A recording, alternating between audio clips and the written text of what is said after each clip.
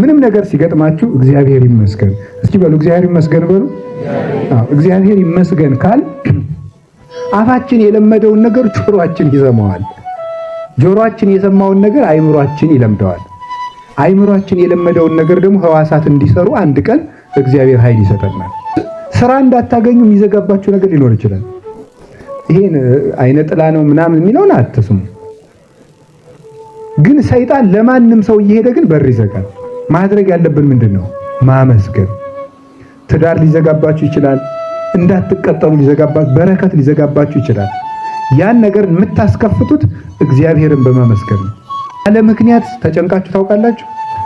ምን እንደሆናችሁ ሳታውቁት ዝም ብሎ ብዥ ያለ ነገር ማለት ነው። በምን እንደተናደዳችሁ ሳታውቁት ደርሳችሁ ታቆርፋላችሁ። ይሄ ሁላችንም ነው። እናንተ እያልኩ ተናገርኩ እንጂ ያለ ምክንያት እናቆርፋለን። ያለ ምክንያት ብዥ ይልብናል። ያለ ምክንያት ይህ ክፉ መንፈስ መጥቶ በዙሪያችን ዝም ብሎ ብን እንደ ሽቱ እንደሚረጭ ሰው እዚህ አካባቢ እየረጨብን ነው እና እዚያን ጊዜ ያ ክፉ የሱ መዓዛ ወደኛ ሲገባ እንጨናነቃለን። ያን መንፈስ የሚያርቀው ምስጋና ነው። እናማረር ያጣናው ነገር እንዲያውም ጨርሶ እንዲርቅ ነው የምናደርገው። ስናመሰግን ግን ያጣነው ነገር ተመልሶ እጥፍ ነው እንዲመጣ ያደርጋል። ኢዮብ እጥፍ ልጅ ተሰጠው፣ እጥፍ ግመል፣ እጥፍ በቅሎ፣ እጥፍ ፈረስ፣ እጥፍ በግ፣ እጥፍ ፍየል፣ እጥፍ ከብት ተሰጠው። ምንድነው ይሄን ያመጣለት? ምስጋና ነው። ያጣነው ነገር ላይ አመስጋኞች ከሆን እግዚአብሔር ጨምሮ ያመጣዋል። ስታመሰግኑ ግን መቆየት ግን ያስፈልጋል። ምን ያስፈልጋል? ምስጋና ዋጋ የሚያሰጠው ሲታገሱት ነው። ተናዳችሁ ለምሳሌ እንደው ዛሬ የሚያረጋጋኝ ነገር ባገኘው እንትና ብሽቆኛል እንደዚህ ስትሉ ራሱ አመስግኑ። ዝም ብላችሁ ትንሽ ካመሰገናችሁ ልቅቅ ይሄ ዝም ብሎ እንደ ጨለማ ከትከሻችሁ ላይ ወረድ ሲል ታገኙታላችሁ። ምስጋና የተዘጋ በር ይከፍታል። እንደው ወዴት ልግባ ካላችሁ የትም ስትሄዱ የሚዘጋባችሁ ከሆነ ስታመሰግኑ ይከፈታል። ስታማርሩ ግን አይከፈትም።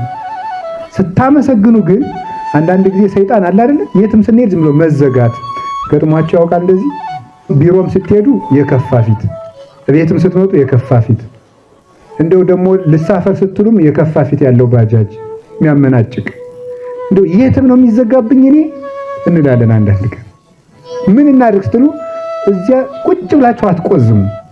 ዳዊታችሁን አውጣታችሁ ሰብሕዎ ለእግዚአብሔር በቅዱሳኑ በሉ። ዝም ብላችሁ ምስጋና ከሚያሳድዷችሁ ሰዎች እንድታመልጡ ያደርጋችኋል።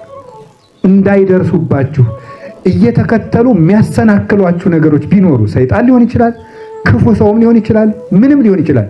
ብቻ ወደ እግዚአብሔርም ሆነ ወደ መልካም ነገር እንዳትደርሱ ሰኮናችሁን እያሰናከለ የሚከተላችሁን ነገር እግዚአብሔር ያስቀርልናል። አብ ወወልድ ወመንፈስ ቅዱስ አሐዱ አምላክ ይትባረክ እግዚአብሔር አምላከ አበዊነ ቅዱሳን ቅድመ ዓለም የነበረ ይህንን ዓለም የፈጠረ ዓለሙን በቸርነቱ የሚመግብ የሚያስተዳድር ሰው ሆኖ ዓለምን ያዳነ ጌታችን መድኃኒታችን ኢየሱስ ክርስቶስ ስላደረገልን ቸርነቱ ሁሉ ከአብና ከመንፈስ ቅዱስ ጋር አንድ በምትሆን መንግስቱ ክብር ምስጋና ይግባው።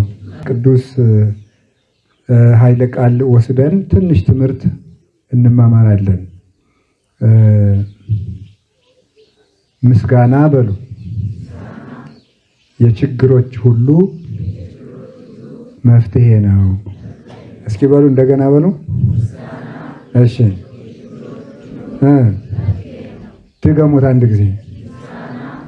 የችግሮች ሁሉ ሶስተኛ በሉ። ምስጋና የችግሮች ሁሉ መፍትሄ ነው። ስለዚህ ዛሬ የተመረቃችሁት ስለ ምስጋና ነው። ምስጋናን በተመለከተን የተመረቃችሁት እና ምስጋና ምን ያደርግልናል ጥያቄ ጠይቃችኋል ነፍሳችሁ። አሁን ሕፃናትም ተመርቀዋል፣ በእናት አባቶቻቸው መሪነት ተመርቀዋል፣ ትልልቆችም ተመርቃችኋል።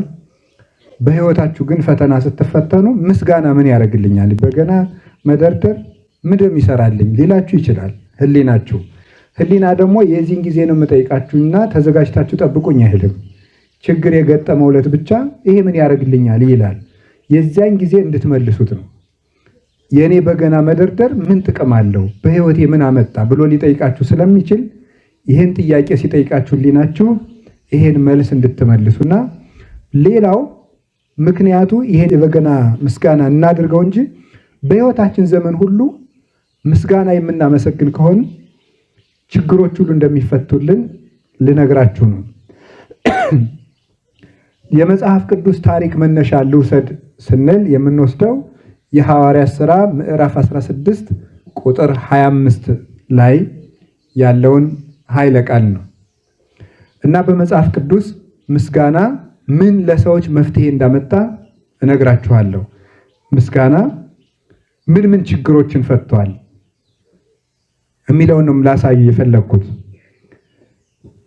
እግዚአብሔር ሰዎችን፣ መላእክትን፣ የሚታዩትን የማይታዩትን፣ ረቂቃንን፣ ግዙፋንን፣ እንስሳት፣ አራዊትን፣ ድንጋዩን፣ እጽዋትን ሁሉ ባህርና ቀላያትን፣ ምድርን፣ ሰማይን፣ ጠፈርን፣ ደመናን፣ በረዶን ሁሉ ፈጥሯል። በካህሊነቱ ከፈጠራቸው ፍጥረታት መካከል ሁሉም ፍጥረታት በየወገናቸው በየመጠናቸው ፈጣሪያቸውን እሱ በሚያውቀው መንገድ ያመሰግኑታል።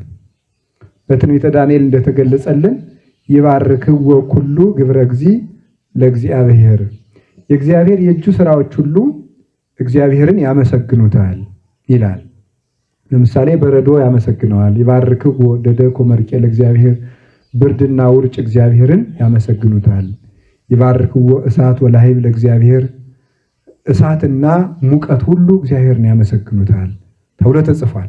እንስሳት፣ አራዊት፣ በረዶ፣ ውርጭ ይህ ሁሉ እግዚአብሔርን ያመሰግናል።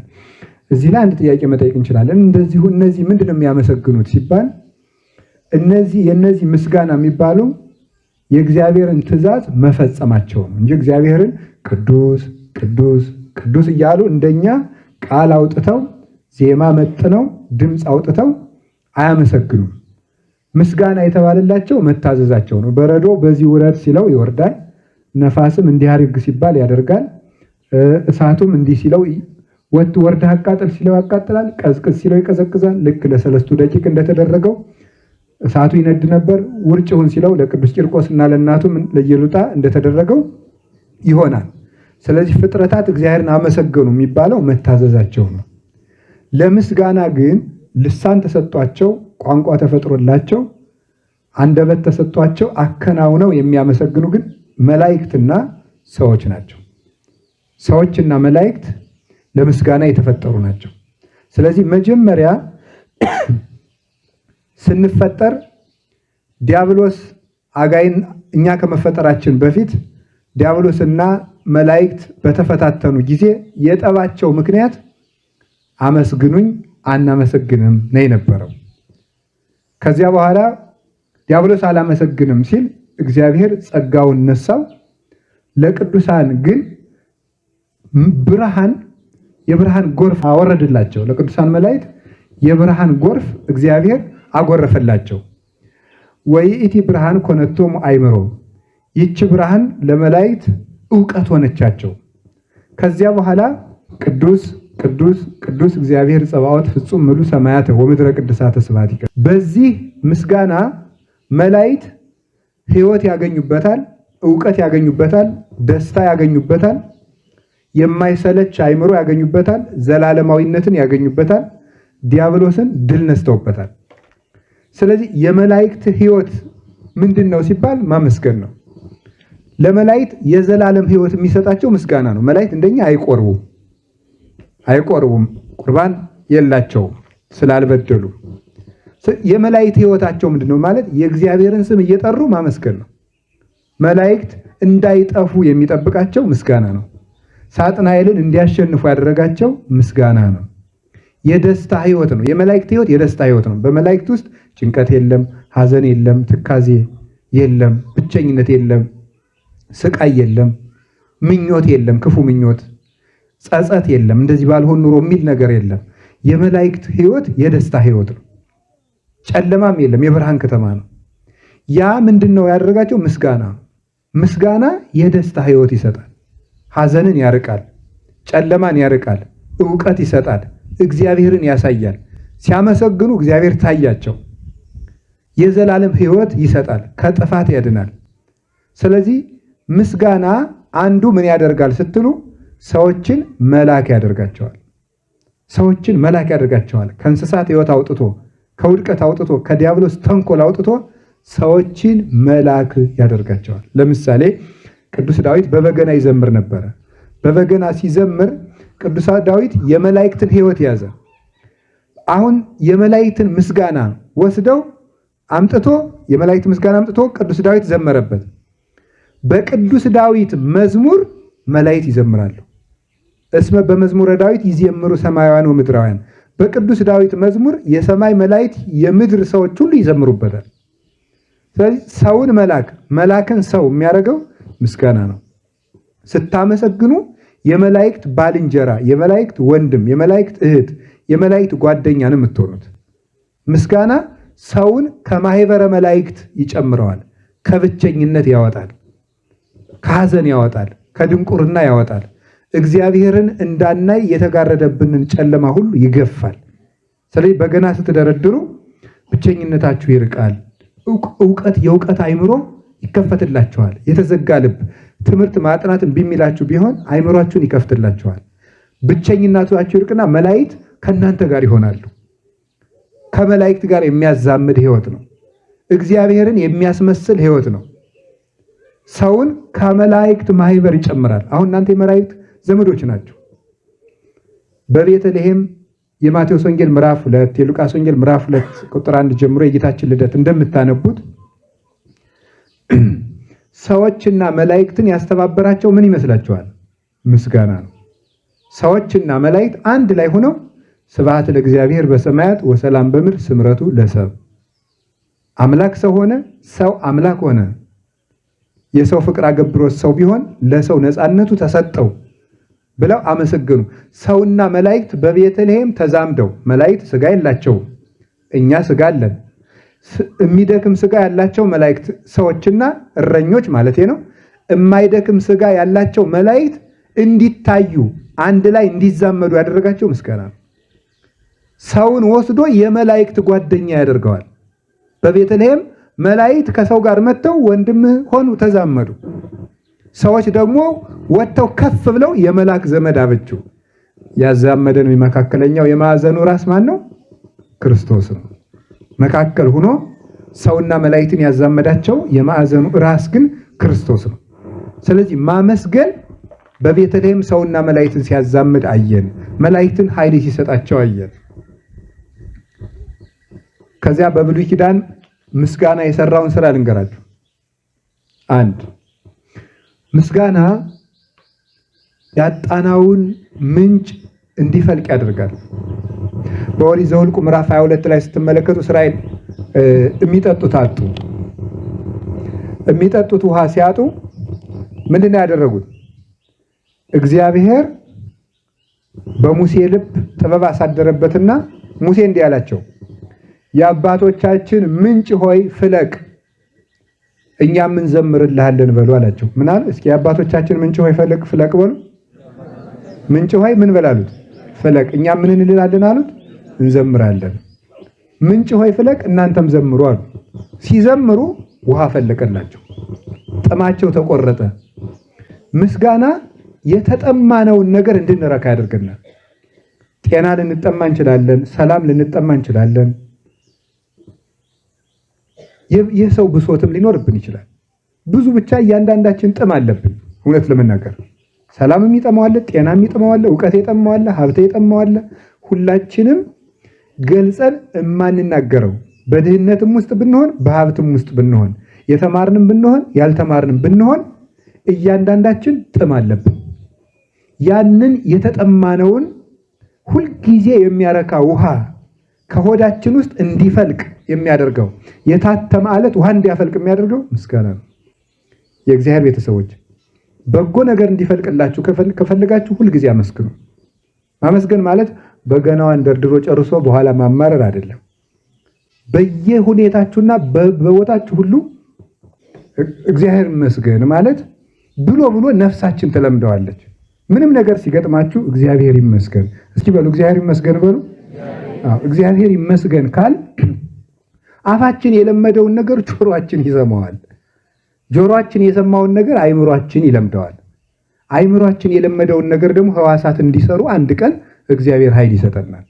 ስለዚህ ማመስገን ምንጭ ያፈልቃል እና አመስግናችሁ የተጠማችሁትን ነገር እንደምታገኙ እርግጠኛ ነኝ። ተናዳችሁ ለምሳሌ እንደው ዛሬ የሚያረጋጋኝ ነገር ባገኘው እንትና ብሽቆኛል እንደዚህ ስትሉ ራሱ አመስግኑ። ዝም ብላችሁ ትንሽ ካመሰገናችሁ ልቅቅ ይሄ ዝም ብሎ እንደ ጨለማ ከትከሻችሁ ላይ ወረድ ሲል ታገኙታለች። አሁን እንደናንተ በገና አልችልም፣ ግን እንደው ከነደደኝም ትንሽ አንድ መዝሙረ ዳዊት ካልኩ ቀለል ይለኛል። እናንተ ግን ታድላችኋል፣ በገና ትችላላችሁ፣ እኔ አልችልም። ስለዚህ ማመስገን ምንጭ ይሰጣል። ለሁላችንም በጎ ምንጭ ያፍልቅልን መድኃኔዓለም። ያ ምንጭ ደግሞ ማነው? ክርስቶስ ነው። የተጠማ ቢኖር ወደ እኔ ምን ይበል ብሏል? ይምጣ እንዲሁም ይጠጣ ብሏል። ስለዚህ የክርስቶስ ውሃ በእኛ እንዲፈልቅልን ጥም የሚቆርጠው ያ የሕይወት ውሃ ክርስቶስ በእኛ እንዲገኝ ማመስገን እንችላለን። ሌላው በብሉይ ኪዳን የተገኙ የምስጋና መፍትሄዎችን ነው። አሁን ምስጋና ኃይል ይሰጣል አልኳችሁ፣ እግዚአብሔርን ያሳያል አልኳችሁ፣ ሰውን ከመላእክት ጋር ያዛምዳል አልኳችሁ። አሁን ደግሞ ምንጭ ያፈልቃል አልኳችሁ። ቀጥሎ ደግሞ የምነግራችሁ ምስጋና የተዘጋ በር ይከፍታል። ምስጋና ምን ይከፍታል? የተዘጋ በር። መጽሐፈ ኢያሱ ላይ የምናገኘው ታሪክ ነው ይሄ። እስራኤል 40 ዓመት ከተጓዙ በኋላ ከነዓንን ሊወርሱ ሲሉ ከተማይቱን እንዳይገቡ 7ቱ የከነዓን ነገስታት በግንብ አጥረዋታል። ያንን ግንብ እናፈርሳለን ብለው ሲገጥሙ መተው ሌሎቹ ሰዎች በጦርነት ሊጨርሷቸው ሆነ። እንዳይገቡ ደግሞ ከተማይቱ በጽኑ ግንብ ታጥራለች። ምንድነው ያደረጉ? ኢያሱ 7 ጊዜ ግንቡን እየዞራችሁ አመስግኑ እልል በሉ አላቸው። 7 ጊዜ እየዞሩ እልል ሲሉ ግንቡ ምን አደረገ? ተደረመሰ። ስለዚህ መግቢያ ያጣንበት ርዕስ ካለ እንደ ወዴት ልግባ ካላችሁ የትም ስትሄዱ የሚዘጋባችሁ ከሆነ ስታመሰግኑ ይከፈታል። ስታማርሩ ግን አይከፈትም። ስታመሰግኑ ግን አንዳንድ ጊዜ ሰይጣን አለ አይደለ? የትም ስንሄድ ዝም ብሎ መዘጋት ገጥሟቸው ያውቃል። እንደዚህ ቢሮም ስትሄዱ የከፋ ፊት፣ ቤትም ስትመጡ የከፋ ፊት፣ እንደው ደግሞ ልሳፈር ስትሉም የከፋ ፊት ያለው ባጃጅ የሚያመናጭቅ እንደው የትም ነው የሚዘጋብኝ እኔ እንላለን። አንዳንድ ቀን ምን እናድርግ ስትሉ እዚያ ቁጭ ብላችሁ አትቆዝሙ። ዳዊታችሁን አውጣታችሁ ሰብሕዎ ለእግዚአብሔር በቅዱሳኑ በሉ። ዝም ብላችሁ በገናችሁን ደርድሩት። የዚያ ጊዜ እግዚአብሔር የተዘጋውን በር ይከፍተዋል። አጥር የሆነባችሁን ነገር ልትገቡበት ወደ ነበረው ነገር እንዳትገቡ የሚዘገባችሁን ሰይጣን እግዚአብሔር ያስርላችኋል። በእግዚአብሔር ንገብር ኃይለ ወውቱ ያስሮም ለለ ይሳቅዩነ። በእግዚአብሔር ኃይልን እናደርጋለን እርሱም የሚያስጨንቁንን ሁሉ ያዋርዳቸዋል፣ ያስራቸዋል ይላል ቅዱስ ዳዊት መዝሙር 107 ላይ። ስለዚህ ምስጋና የተዘጋብንን ነገር ብዙ ሰው እኮ ይዘጋበታል ታውቃላችሁ። ስራ እንዳታገኙ የሚዘጋባችሁ ነገር ሊኖር ይችላል። ይሄን አይነ ጥላ ነው ምናምን የሚለውን አትስሙ። ግን ሰይጣን ለማንም ሰው እየሄደ ግን በር ይዘጋል። ማድረግ ያለብን ምንድነው? ማመስገን። ትዳር ሊዘጋባችሁ ይችላል። እንዳትቀጠሉ ሊዘጋባችሁ፣ በረከት ሊዘጋባችሁ ይችላል። ያን ነገር የምታስከፍቱት እግዚአብሔርን በማመስገን ነው። አንድ አባት የተናገረውን እንገራችሁ። ወደ ሰይጣን ዙረህ ሰይጣንን አታሸንፈውም ይላል። ወደ ማን ዙረህ ነው? ወደ ማን ዙረህ ነው? ወደ እግዚአብሔር ዙረህ ነው። ወደ ሰይጣን ዙሮ ሰይጣንን ማሸነፍ አይቻልም። ወደ እግዚአብሔር ዙረህ ነው። እግዚአብሔርን ስናመሰግን እናንተ ዝም ትላላችሁ፣ የሰራዊት ጌታ እግዚአብሔር ደግሞ ስለናንተ ይዋጋል ተብሎ እንደተነገረ እኛ ወደ እሱ እንናገራለን። እግዚአብሔር ደግሞ ዲያብሎስን ሁርም ድህሬ ሰይጣን አንተ ክፉ እኔን ከሚከተሉ ሰዎች ወግድላቸው ብሎ ያስወግድልናል። ምስጋና የተዘጋብንን ነገር ይከፍታል። ይክፈትልን መድኃኔዓለም። ምስጋና የሚከተሉንን ጠላቶቻችን መንገዳችንን እንዳያውቁ ያደርጋል። የሚከተሉ ጠላቶቻችን የዳዊትን ሕይወት ነው የምነግራችሁ። የቅዱስ ዳዊት ሳኦል በቅናት ምክንያት ይከተለው ነበር ሊገለው። ከዕለታት አንድ ቀን ሳኦል ብዙ ሰራዊት አስከትሎ ዳዊትን ፍለጋ ወጣ። ምን ይላል? ዳዊትን ፍለጋ ሲሄድ ዳዊት ሲሮጥ ሳኦል ሲከተል፣ ዳዊት ሲሮጥ ሳኦል ሲከተል፣ ዳዊት ሲሮጥ ሳኦል ሲከተል ሲሮጡ ቅዱስ ዳዊት እንዲህ ነበር፣ ለይግብኡ ድኅሬሆሙ ጸላይቴ፣ ጠላቶቼ ወደ ኋላቸው ይመለሱ እያለ ይዘምር ነበር። ጠላቶቼ ወደ ኋላቸው ይመለሱ ሲል ተራራ ላይ ሲደርስ፣ ለምሳሌ ተራራው ይሄ ነው ብትሉ፣ ይሄ ተራራው ነው ብትሉ፣ ዳዊት ይሄን ሲሄድ በተራራው ሁለት መንገዶች አሉ። በጎኑ ሌላ መንገድ፣ በዚህ መንታ። ዳዊት በዚህ ሲሄድ ሳኦል በየት ሄደ? በዚህ ሄደ። ጠፋው። ጠፍቶት ተመለሰ ማለት ነው። ምስጋና ከሚያሳድዷችሁ ሰዎች እንድታመልጡ ያደርጋችኋል። እንዳይደርሱባችሁ እየተከተሉ የሚያሰናክሏችሁ ነገሮች ቢኖሩ ሰይጣን ሊሆን ይችላል፣ ክፉ ሰውም ሊሆን ይችላል፣ ምንም ሊሆን ይችላል።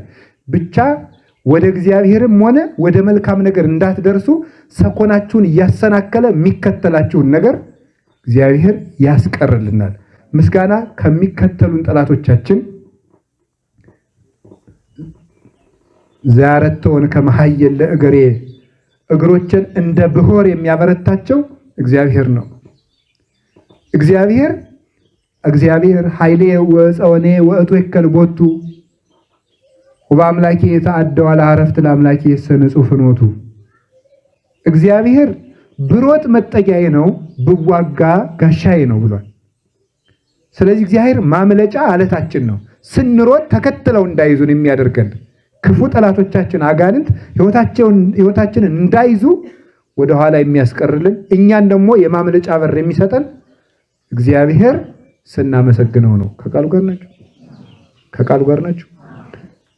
ሶስት ነገሮች ነው የሚቀሩኝ። ምስጋና ደዌን ይፈውሳል፣ እጥፍ ድርብ ሀብት ይሰጣል፣ ያጣናውን ነገር በእጥፍ እንድናገኘው ያደርጋል። ምስጋና ያጣናውን ነገር በእጥፍ እንድናገኘው ያደርጋል፣ ከደዌ ይፈውሳል፣ ክፉ መንፈስን ያርቃል። አንዳንድ ጊዜ ክፉ መንፈስ ያለ ምክንያት ተጨንቃችሁ ታውቃላችሁ? ምን እንደሆናችሁ ሳታውቁት ዝም ብሎ ብዥ ያለ ነገር ማለት ነው። በምን እንደተናደረችሁ ሳታውቁት ደርሳችሁ ታቆርፋላችሁ። ይሄ ሁላችንም ነው፣ እናንተ እያልኩ ተናገርኩ እንጂ ያለ ምክንያት እናቆርፋለን፣ ያለ ምክንያት ብዥ ይልብናል፣ ያለ ምክንያት ይህ ክፉ መንፈስ መጥቶ በዙሪያችን ዝም ብሎ ብን እንደ ሽቱ እንደሚረጭ ሰው እዚህ አካባቢ እየረጨብን ነው እና የዚያን ጊዜ ያ ክፉ የሱ መዓዛ ወደኛ ሲገባ እንጨናነቃለን። ያን መንፈስ የሚያርቀው ምስጋና ነው። ደዌንም ይፈውሳል። ከተፈወሱ ሰዎች አንዱ ኢዮብ ነው። ኢዮብ ያ ሁሉ ከብቶቹ አለቁ፣ ልጆቹ ሞቱ፣ ሰውነቱ ቆሰለ፣ ተላ ሸተተ። ባለጸጋው ኢዮብ ቤቱ ወዴት ነው እያሉ ሰዎች ይመጡበት የነበረው ቤት ስለሸተተ የገዛ ሚስቱ እንኳን የት ወጥቼ ልሄድ አለ። ኢዮብ ግን ምን አለ? እግዚአብሔር ይመስገን።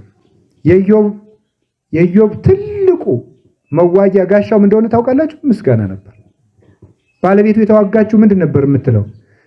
ባርኮ ሙት፣ እግዚአብሔርን ስደብና ሙት፣ ከዚህ በላይ ምን ያደርግሃል ነበር ያለችው። እሱ ግን እግዚአብሔር ሰጠ፣ እግዚአብሔር ነሳ አለ። አመሰገነ። ሲያመሰግን ያ ምስጋናው እግዚአብሔር በደመና እንዲያነጋግረው አደረገው።